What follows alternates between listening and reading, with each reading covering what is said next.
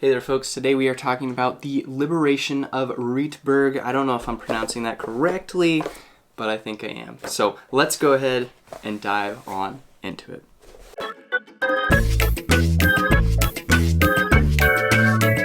Alright, so this is a game within the land of Andor, and it's got a very small map right here, very small board that you're looking at, and it is basically a fairly straightforward card game, story-based, where you're basically trying to free the castle right here, and I really enjoy the way that they've done this. It's really, really neat. And so let's go ahead and take a look at the contents, what you've got here, and what might happen in a game. So you have all of these character cards, and there's 3 of each.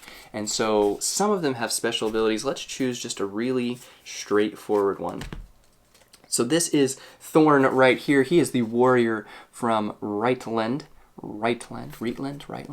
And what he has are these different abilities right here. So the top is his attack, his strength, and so you can basically defeat any enemy up to that amount. And so if I wanted to do this one, this is 8 right here, so I could choose his 8 attack, or I could discard one card that's face down, so it might actually be a good card. There's a few good cards in there, but most of them are enemies. Or I could move once to a different location and gain a willpower. Now, willpower can be added on to any of these when you're fighting to add to your strength. So I could play that card, and then I have just these 2 cards. So you can play these whenever you want, and then during your turn, you play one of those, and then you pick it back up, and so you get to fill your hand back up. So I love that option. And then all of these characters are different, so they bring special abilities and different things to the table, which is really, really fun, enjoyable.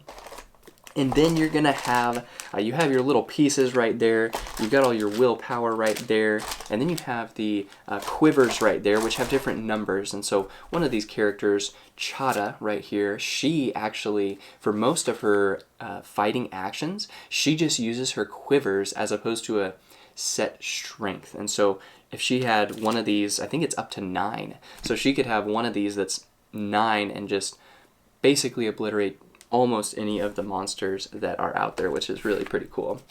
You also have friends, which give you special little abilities while you're playing the game. And so the Grinelin of Bard, you may turn over the top encounter card at any location. So these are all helpful, and when you defeat certain monsters, you gain some of those. Now these are the cards, the task cards that you were trying to defeat. There's 6 of those out on the board. You're trying to defeat enemies to get to those. Orlin the Bard, you must pay for each uncompleted task card 1 gold for each face-up task card, and 2 for each face-down task card. So if you do that, then you complete that. You get to take that card. Once you complete 4 of these task cards, you win the game. Now you're in a race against the clock. So there are a bunch of task cards as well, which is really nice because that's going to change up the game quite a bit. That's the main thing, is once you complete 4 of these, you win the game, but that is going to change every single game. And then you have a bunch of narrator cards. Now, if you're familiar with The Legend of Andor, something that's very different about this is you shuffle all of these.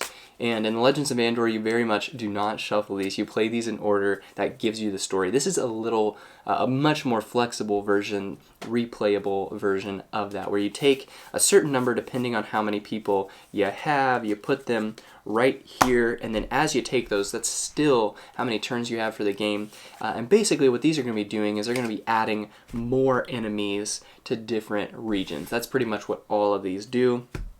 Sometimes they're face up, sometimes they're face down, and then you have a massive deck right here of just all of these enemies. And so these are going to change a bunch too. They're going to start face down.